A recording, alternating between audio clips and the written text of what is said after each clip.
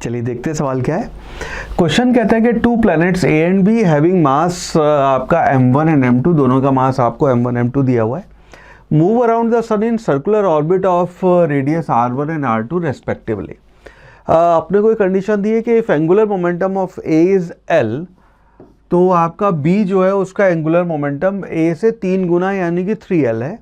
अब हमें बताना है ratio of time period T A और टी बी क्या होगा। ना इसको ऐसे देखना, जैसे फॉर एग्जांपल मान लीजिए ये आपका सन है, एक आपका प्लैनेट ऐसे और एक आपका प्लैनेट ऐसे, दो अलग अलग प्लैनेट। लेट्स कॉल दिस, ये आपका r1 हो गया और ये वाला radius,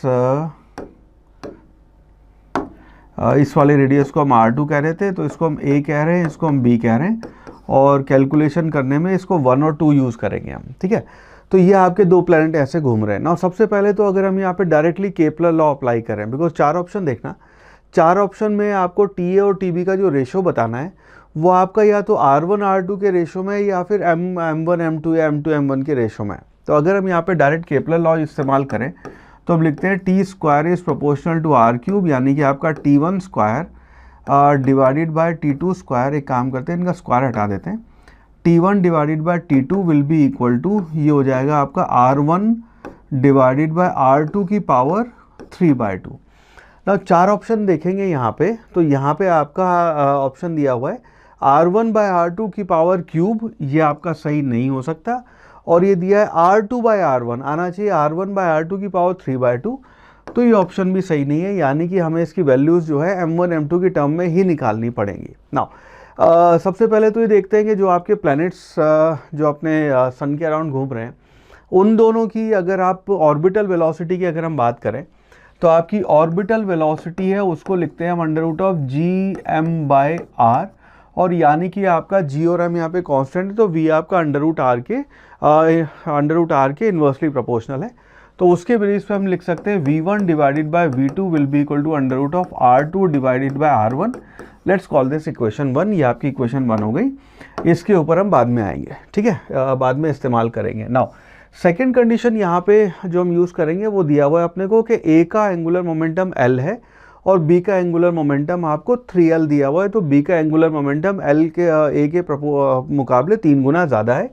so we can write lb will be equal to 3 times la।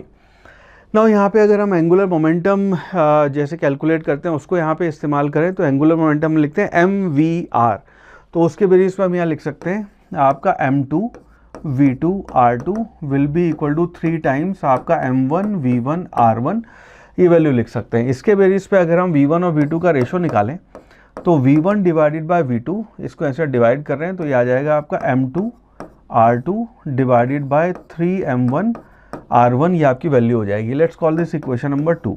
Now अब यहाँ पे अगर हम पहली इक्वेशन में भी आपका v1 v2 है, सेकेंड इक्वेशन में भी आपका v1 v2, इन दोनों को अगर इक्वेट कर दें तो आपका लेफ्ट हैंड साइड जो है ये बन जाएगा r2 डिवाइडेड बाय r1 का under root will be equal to, ये आ जाएगा आपका m2 r2 divided by 3m1 r1। Now दोनों साइड अगर हम स्क्वायर कर दें तो आपकी लेफ्ट हैंड साइड पे वैल्यू बन जाएगी r2 divide by r1 will be equal to, ये हो जाएगा आपका m2 डिवाइडेड बाय 3m1 का स्क्वायर मल्टीप्लाइड बाय r2 का स्क्वायर डिवाइडेड बाय r1 का स्क्वायर। नाउ r1 r2 के स्क्वायर को अगर हम इधर ले आएँ तो यहाँ पे एक r1 r2 आपका कैंसिल हो जाएगा, तो इसके बेसिस पे हम कह सकते हैं कि आपका r1 डिवाइडेड बाय r2 जो है वो रेशो हो गया आपका m2 डिवाइडेड बाय 3m1 का होल स्क्वायर, ये आपका r1 r2 की रेशो आ गया। नाउ इस चीज़ को अगर हम यहाँ इंसर्ट कर दें, हम अपनी जो केपलर की इक्वेशन है,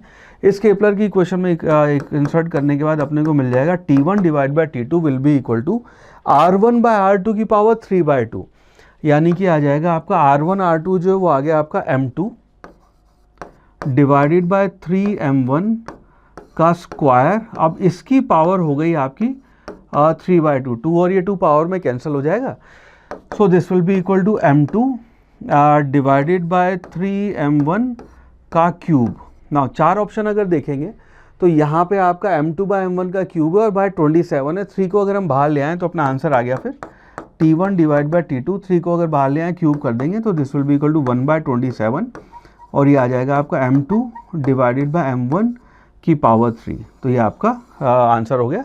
इसका मतलब ये है कि आपका ऑप्शन ए जो है 1/27 m2/m1 की power 3, that would be the right answer.